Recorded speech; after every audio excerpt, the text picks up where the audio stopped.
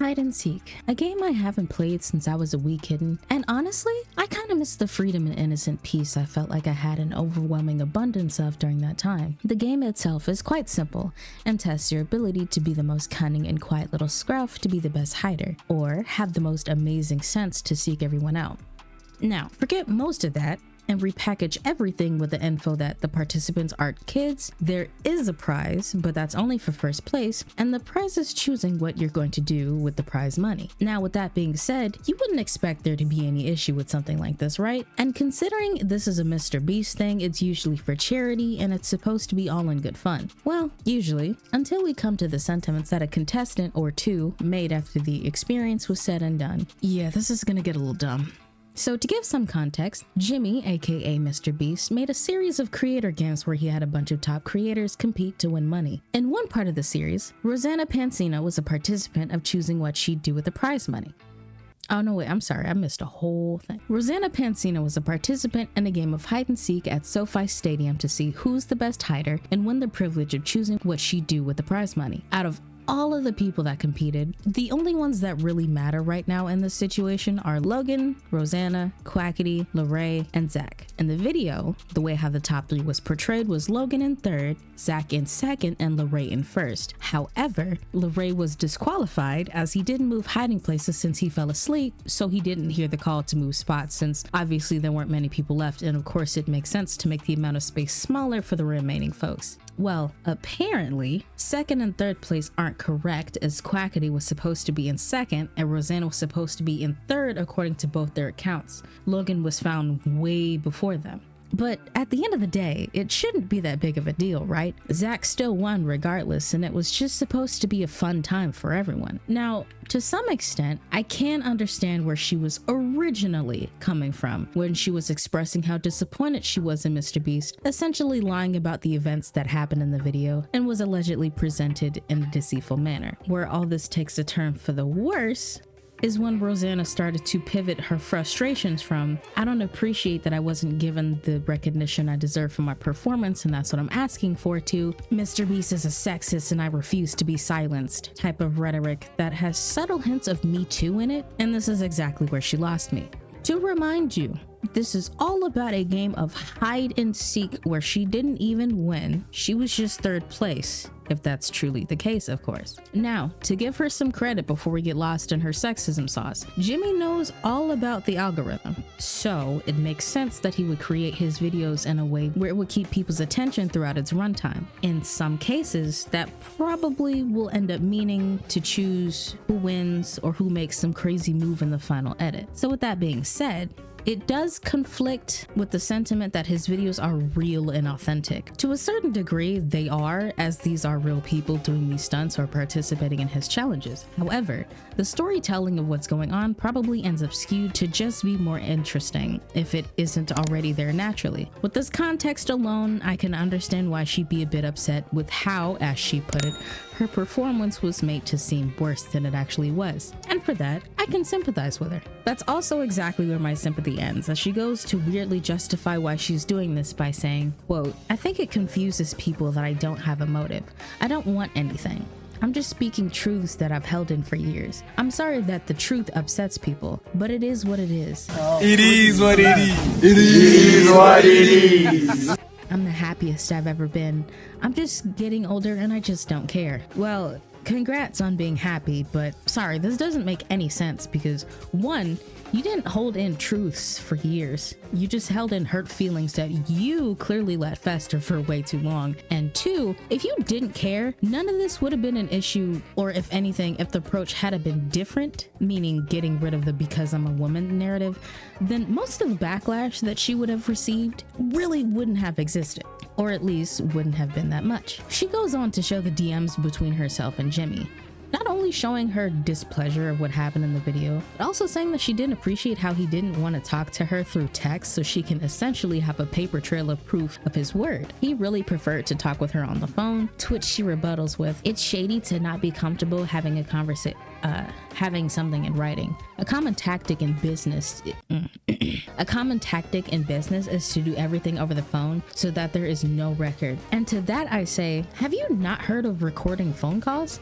Like, that is a thing, you know, so that way you can still have a record of what he said and hold him to his word. Something I wonder if she ever thought of doing. She even answered a question that a lot of people, including me, have either asked her or thought of. Why do you care if you didn't win anyways? She says it's a selfish way to think, that she's a team player and it's a shame that the game wasn't as fair or honest as it was made out to be. She has found her voice and wants to support others who find theirs from being done wrong like this or worse. And of course that it's beyond disrespectful to mess with the genuine opportunity to give back to their communities. But ma'am, if you had enough to buy a $6 million mansion, if you had enough money to upgrade from a $3 million mansion to a $6 million mansion, you can find it in your heart and your wallet to find ways to give back to your community. Come on now. They call you a nerdy baker. Make a fucking food or snack drive for your local fans or some shit. I don't know. But don't act like you can't come up with your own creative ways of giving back to the people that helped you get to where you are. Side note, but don't you think it'd probably mean more to your fans if you were the one that came up with the creative way of giving back to them? Just a thought. Anyways, there's more. She has been a guest on 2 podcasts, Trisha's and H3H3's, which honestly I find personally funny. And this is also where I have even less sympathy for her in this situation, because she proceeds to go on this weird press tour about this whole thing, and it's giving bitter and petty energy. With what was said on Trisha's podcast, she stated that seeing the video and its portrayal of events made her feel like she wasn't good enough, and also mentioning that Zach technically shouldn't have won, considering he broke the rules when he chose to hide in a not so easily accessible spot, the ceiling. Also bringing up how Mr. Beast prides himself on having genuine content, which, as I said earlier, will already conflict with how you wish to make algorithmically synced content, because it doesn't favor authenticity. It favors what's popular, eye-catching, and that's not always grounded in reality. Onto H3H3's podcast, there was talk on whether or not she violated an NDA that was signed before filming, which, by the way, the statute of limitations on an NDA lasts 2 to 4 years. So when Rosanna said "we'll see" since the video came out late December of 2021, you know, we'll actually have to see. She also went through the emotions and thoughts she had while watching the video. None good, of course. Only thing that I found interesting from this appearance is that she gives her reasoning as to why she felt that she didn't need to or have to go to Jimmy privately, which was because the video was public.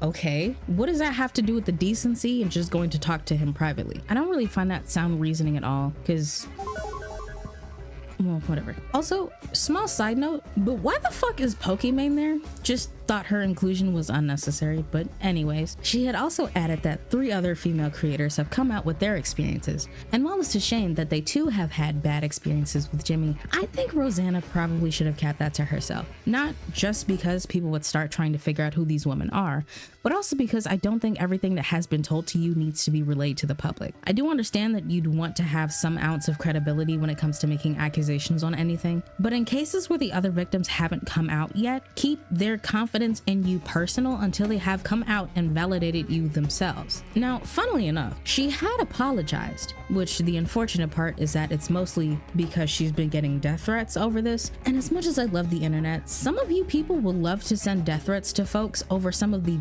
dumbest fucking reasons. I will never understand it, and y'all need some divine intervention at some point. But then she retracted said apology because of some new information behind the scenes, to which she stated, certain issues won't be handled privately, but they will be covered up privately. Yeah, well, that also didn't last long. As of November 2nd, Keemstar privately moderated a call between Rosanna and Jimmy, where all misunderstandings were now understood. They apologized and it turned into a happy ever after. Thanks Thankfully, the drama has ended, but I still have some thoughts. Going back to what Rosanna said back on Trisha's podcast, feeling like she wasn't good enough, some of the tweets she made saying that people were downplaying women's survival stories, and even the weird moments where she tried to poke fun at the haters with changing her bio to top 3 hide-and-seek world champion. It's like, I can tell she's been holding in a bunch of stuff because maybe she was a people pleaser or something, but one, for you to say that the video made you feel like you weren't good enough, that's where I say you need to go and see a therapist, because to think that a video being edited to not reflect what really happened doesn't say a lot about you.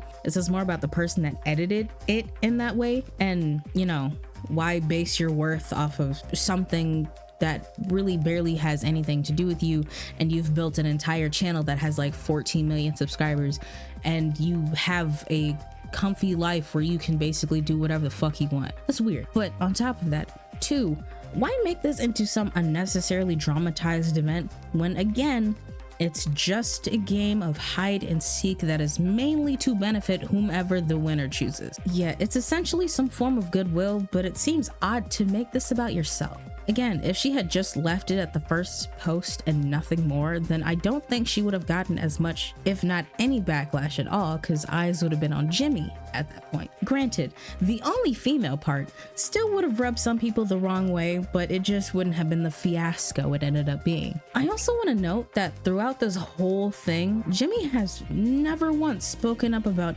anything publicly, especially to keep people from sending Rosanna death threats, or at least denouncing the ones that decided to do so. Yeah, the guy that only wants to do good in the world, I don't think letting something like that slide is a good look in my opinion. But all in all, Mr. B should have at least have a clause in his contracts telling participants that his videos may be edited in a way that capitalize more on the entertaining aspects rather than what actually happened, to maybe keep something like this from happening in the future. Rosanna definitely should have handled this so much better and should definitely go see a therapist so she can empty out her trauma tank, because conflating one problem she had with other past wrongdoings are never a good choice, and hide and seek is now one of the craziest things I've ever heard cause problems in the late year of our Lord 2023. But I wonder what you guys think about all this, so let me know in the comments below. Until next time, stay high, stay hydrated, stay out of trouble, and don't send death threats please, and I'll catch you guys next time. Bye bye.